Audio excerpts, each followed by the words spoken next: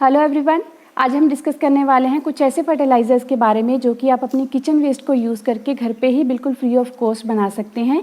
और ये फर्टिलाइज़र्स बिल्कुल एक मैजिक पोशन की तरह काम करते हैं आपके प्लांट्स के ऊपर, specially for the flowering and fruiting plants. अगर आपके फ्लावरिंग एंड फ्रूटिंग प्लांट्स में बर्ड्स ड्रॉप की या फिर बेबी फ्रूट्स के गिरने की प्रॉब्लम है तो वो भी इससे पूरी तरह से दूर की जा सकती है। और इन फर्टिलाइज़र्स को हम कहते हैं बायो एंजाइम्स। तो आज की इस वीडियो में हम देखने वाले हैं कि कैसे आप इन बायो एंजाइम्स को घर पे ही अपनी किचन वेस्ट को यूज़ करके बना सकते हैं, कैसे आपको इसे अपने प्लांट्स के ऊपर इस्तेमाल करना है और क्या क्या बेनिफिट्स आपके प्लांट्स को इन फर्टिलाइज़र्स को या बायो एंजाइम्स को यूज़ करने से मिलते हैं।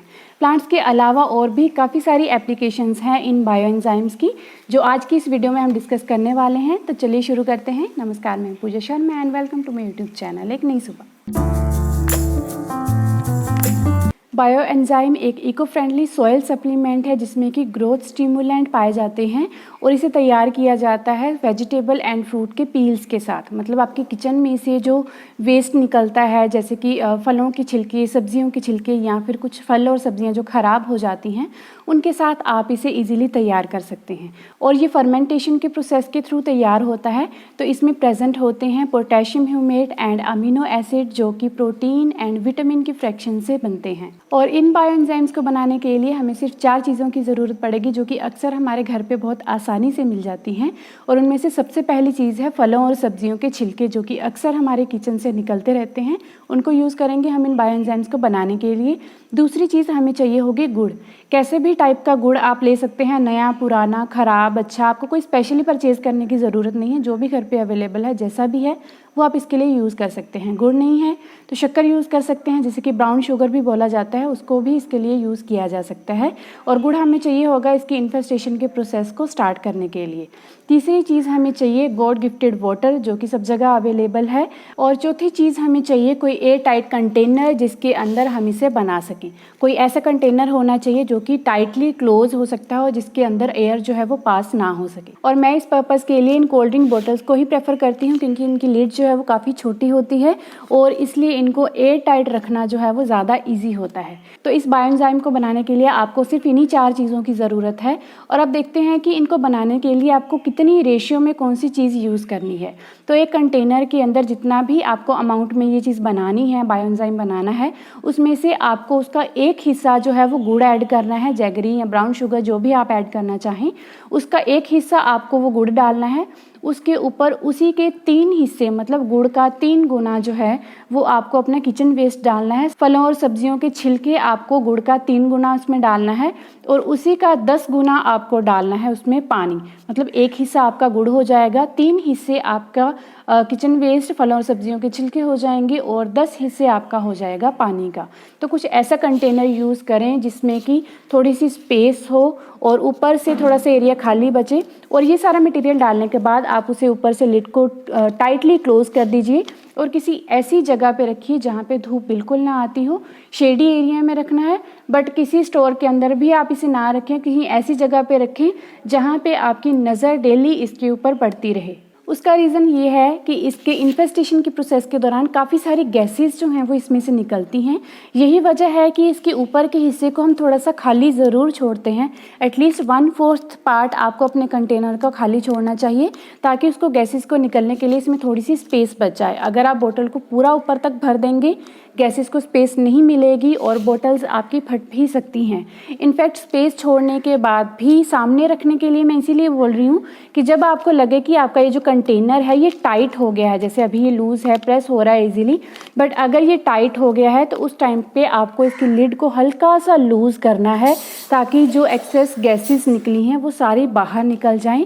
और फिर से आप इसे टाइटली क्लोज कर दीजिए। और आप नोटिस करेंगे कि जब आप इसकी लिड को लूज़ कर रहे हैं तो एक फिश जैसा इफेक्ट जो है वो यहाँ पे क्रिएट हो रहा है।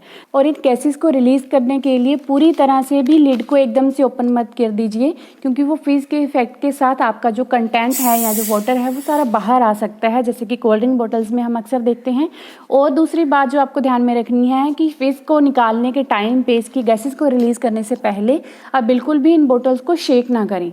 जैसे बोटल्स पड़ी हैं वैसे ही इसको हल्का सा लूज़ करके धीरे धीरे से उन गैसेस को बाहर निकालें। जैसे आपको लगे कि कंटेंट बहुत ज़्यादा ऊपर तक आ रहा है, लिड तक आ रहा है, तो उसको फिर से टाइट कर दीजिए, उसको नीचे बैठने दीजिए और फिर से हल्का सा लूज़ करके आप इसके गैसेस को धीरे धीरे बाहर निकाल सकते हैं। अगर आपने शेक करके एकदम से इसकी लिड को ओपन कर दिया तो बिल्कुल एक शैम्पेन के जैसे ये पूरी जो कंटेंट है या बिल्कुल इसका जो पानी है वो सारा बाहर आ जाएगा और आपकी सारी मेहनत जो है वो वेस्ट हो जाएगी। तो इसे आप ऐसी जगह पे ही रखें जहाँ पे आते जाते आपकी नज़र इसके ऊपर पड़ती रहे और आप इसको थोड़ा सा प्रेस करके चेक करते रहें कि क्या इसे गैस रिलीज़ करने की ज़रूरत है या नहीं। और स्टार्टिंग में हर दूसरे तीसरे दिन, फिर 5वें दिन, फिर 7वें, फिर 10वें, इस तरह से आपको गैसेस को रिलीज़ करना पड़ेगा। स्टार्टिंग में जो गैसेस हैं वो ज़्यादा निकलती हैं तो आपको फ्रिक्वेंटली इसकी गैस को रिलीज़ करना पड़ेगा और धीरे धीरे जब ये टाइम निकलता जाएगा तो ये जो गैस निकलने का जो प्रोसेस है वो भी बहुत कम हो जाएगा। फिर मे बी 15-20 दिन बाद या 1 मंथ बाद आपको इसमें से गैस रिलीज़ करने की ज़रूरत पड़े। और ये सारे कंटेंट को आपको ऐसे ही 3 मंथ्स के लिए रखना है। 3 महीने लग जाएंगे इसे अच्छे से डिकम्पोज होने में और जितने आप छोटे पार्टिकल्स किचन वेस्ट के डालेंगे उतना जल्दी और उतना अच्छे से ये डिकम्पोज हो पाएगा। और अगर आप इसको बहुत जल्दी बनाना चाहते हैं, 3 मंथ्स तक वेट नहीं कर सकते, तो उसका एक और सोल्यूशन है, एक और कंटेंट आपको इसमें ऐड करना पड़ेगा, वो है यीस्ट पाउडर। यीस्ट जो कि चीज़ों को या आटा को खमीरा करने के लिए हम इसमें ऐड करते हैं, ब्रेड वगैरह बनाने के लिए जो किचन में यूज़ किया जाता है, वो यीस्ट पाउडर आपको इसमें ऐड करना है। और जितना आपने एक हिस्सा जो गुड़ का डाला था उसका 1/4 हिस्सा आपको यीस्ट पाउडर इसके अंदर ऐड करना है। यीस्ट पाउडर डालने से फर्मेंटेशन का प्रोसेस जो है वो बहुत ज़्यादा फास्ट हो जाएगा। फर्मेंटेड जो बैक्टीरिया है वो इसमें ऑलरेडी हम प्रेजेंट कर देंगे, तो ये जो सारा डिकम्पोजिशन है वो बहुत जल्दी 1 मंथ के अंदर आपका ये जो बायोएंजाइम है ये बन के तैयार हो जाएगा। बट मैंने इसमें यीस्ट को यूज़ नहीं किया है। पूरे 3 मंथ्स के इंटरवल के बाद मेरा ये जो बायोएंजाइम है ये तैयार हुआ है। और अगर आप एक बार बायोएंजाइम बना चुके हैं तो उसके बाद आपको अगेन 3 मंथ्स वेट नहीं करना पड़ेगा। आपके लिए यीस्ट की जगह पे ये स्टार्टर ऑलरेडी प्रेजेंट होगा। नया जो आप साइकिल तैयार करेंगे नेक्स्ट शिफ्ट में जब आप ये बायोएंजाइम तैयार करेंगे तो उसमें 1 स्पून जो है ये बायोएंजाइम डाल दीजिए और इसी में से जो वेस्ट निकलता है छानने के बाद उसे भी आप सेम नेक्स्ट साइकिल में यूज़ कर सकते हैं, जिससे कि बैक्टीरिया ऑलरेडी इंट्रोड्यूस्ड होगा। तो 1 मंथ के अंदर आपका जो नेक्स्ट साइकिल का बायोएंजाइम है वो तैयार हो जाएगा। जब 3 महीने के बाद आपके ये बायोएंजाइम पूरी तरह से तैयार हो जाए तो उसके बाद आपको इसे छान लेना है। इस बायोएंजाइम को अपने प्लांट्स के ऊपर यूज़ करने के लिए आपको 1 लीटर पानी के अंदर करीब 2 चम्मच जो हैं वो इस लिक्विड बायोएंजाइम के डालने हैं और इस डाइल्यूटेड वाटर का 100 ml जो है वो करीब 8 से 10 इंच के पोट में आपको देना है। मतलब अगर आप सिर्फ 2 चम्मच इस बायोएंजाइम के यूज़ करके 1 लीटर डाइल्यूटेड सोल्यूशन तैयार करते हैं तो वो सोल्यूशन आपके कम से कम 10 पोट के लिए काफ़ी होगा। इसी वजह से ये काफ़ी लंबे टाइम तक चल जाता है क्योंकि बहुत ही कम क्वांटिटी में इसे हमें यूज़ करना होता है। और अपने प्लांट की सॉइल में इस डाइल्यूटेड सोल्यूशन को डालने के बाद ऊपर से उसे वाटरिंग ज़रूर करें। वाटरिंग कितनी करनी है वो डिपेंड करता है कि आपके प्लांट को कितने मॉइस्चर की ज़रूरत है या उसकी सॉइल कितनी ड्राई थी उस टाइम पे, अकॉर्डिंगली आप वाटरिंग कर सकते हैं। और ये सारा प्रोसीजर जो है वो आपको हमेशा शाम के टाइम पे करना है क्योंकि इसमें बैक्टीरिया प्रेजेंट होते हैं जो आपके प्लांट की ग्रोथ में हेल्प करते हैं। अगर आप सूरज की गर्मी में या रोशनी में इसे यूज़ करेंगे तो वो जो बेनिफिशियल बैक्टीरिया हैं वो पहले ही ख़त्म हो जाएंगे अपनी एक्टिविटी करने से पहले ही। तो अब बात करते हैं 3 मेजर बेनिफिट्स के बारे में जो कि आपके प्लांट्स को इस बायोएंजाइम को यूज़ करने से मिलते हैं। सबसे पहला है आपके प्लांट की ओवरऑल ग्रोथ। ज़रूरी नहीं है कि आपको इसे सिर्फ अपने फ्लावरिंग या फ्रूटिंग प्लांट में ही यूज़ करना है, आप इसे अपने तुलसी के प्लांट में यूज़ कर सकते हैं, आप इसे अपने करी लीफ के प्लांट में भी यूज़ कर सकते हैं, अपने इंडोर प्लांट्स में, ऑर्नामेंटल प्लांट्स में, अरेका पाम में, इन सभी प्लांट्स में आप इसे बहुत आराम से यूज़ कर सकते हैं। ये आपके प्लांट की सॉइल के अंदर जो भी न्यूट्रिशन प्रेजेंट होता है उसको ब्रेक डाउन करके कंज्यूम करने के लिए तैयार कर देते हैं, प्लांट के लिए इजीली अवेलेबल कर देते हैं ताकि प्लांट उसे कंज्यूम करके अपनी ग्रोथ में यूज़ कर सके। इससे आपके प्लांट की जो स्टेम्स हैं वो स्ट्रॉन्ग बनेंगी, उसकी लीव्स जो हैं वो डिजीज़ फ्री रहेंगी क्योंकि ये न्यूट्रिशन को तैयार करके प्लांट के लिए अवेलेबल कर देता है कंज्यूम करने के लिए। तो इसकी वजह से प्लांट की जो लीव्स हैं बिल्कुल ग्रीन एंड हेल्दी रहेंगी। किसी भी टाइप के माइक्रो न्यूट्रिएंट्स की कमी के सिम्टम्स जो हैं वो आपको आपके प्लांट की लीव्स के ऊपर बिल्कुल नहीं दिखेंगे। और दूसरा बेनिफिट ये है कि आपके प्लांट्स में फ्लावर्स एंड फ्रूट्स की क्वालिटी एंड क्वांटिटी दोनों को ये इम्प्रूव करता है क्योंकि इसको यूज़ करने से आपके प्लांट में जो बर्ड्स ड्रॉप की या फिर बेबी फ्रूट्स के ड्रॉप होने की प्रॉब्लम है वो काफ़ी हद तक ख़त्म हो जाती है।